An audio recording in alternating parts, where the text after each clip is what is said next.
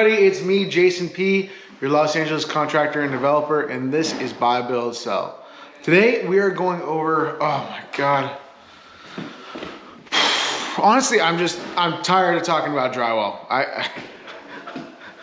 It's always a part of the project. It's not something we can necessarily run from. Well, you know, brief discussion, 7 inches on the screws, how it's laid out, how, you know, the whole entire thing. You don't know, go to other videos, go watch the drywall stuff. I am tired of talking about drywall. But what happens during drywall? What are we actually prepping for, okay? There is finish that goes into the drywall stage of what we do, okay? For instance, right here, we have our door jambs that went in. These door jambs go in before the drywall is actually installed, so the drywallers know where to finish to, and you have this jamb right here. You see that line, that routed line? I can't tell you what the industry calls it, but I call it a kerfed jamb.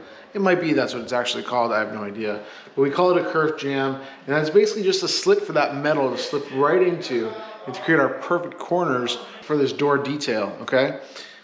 Where not only does drywall just get set on the studs, okay, we also have to be able to consider how that ends up looking and functioning. So if we turn around, actually we can use this section right here is an incredible example. Because we have an inset on the fireplace that's going to provide a niche for the TV, okay? But what you're not really taking into consideration is you would assume, hey, drywall is level, square, everything is done right. No, absolutely not. You can, I mean, literally, you might not be able to see it, but I can see it. You actually literally have a hump right here. So what I do during this stage when drywall is getting installed, right before the metal guys actually show up and do all their corners, we have to do the corners for all of our sections here. It's not like there's just some drywall piece that goes on a corner. Actually, we're installing metal, aluminum here, whatever it is that we're using. There's some plastics, some other companies do, you know, some things, but we use an aluminum L metal, and we just attach that to the corners. But the more important thing is paying attention to outside corners and inside corners. That means the outside corner here and the inside corner here. And how does that look? How does that line up? You know, you can blame it on the guys who do the mud. Are they leveling it straight? Are they rolling it appropriately? Sure. But it also comes down to the metal too, because you have to, when you put that metal on, you want to make sure that that metal is actually more level than the drywall is. Because that metal is actually setting the points in where that mud is going to be placed. For an example, just in this small section here, we know that we're going to be putting metal on this corner and putting metal on this corner. Now, the metal guy actually needs to take a level and go from piece to piece and actually make sure that it's perfectly plumb with each other. Now, that means that we're gonna have a nice clean line going across it.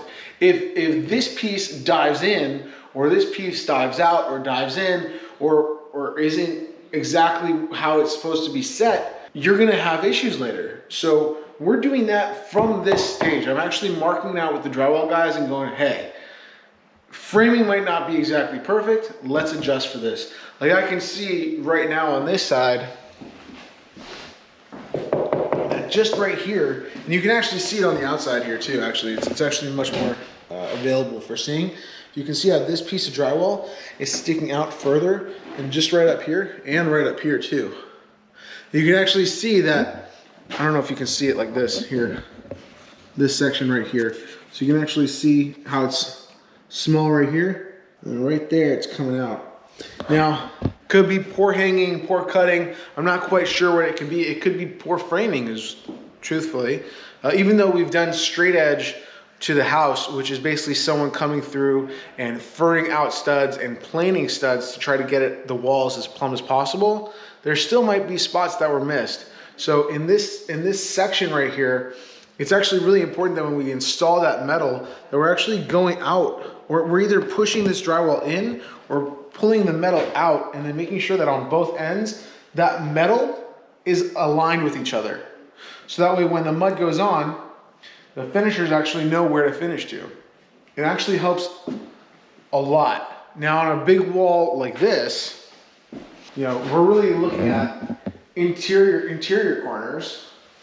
And you're gonna see metal going on the windows.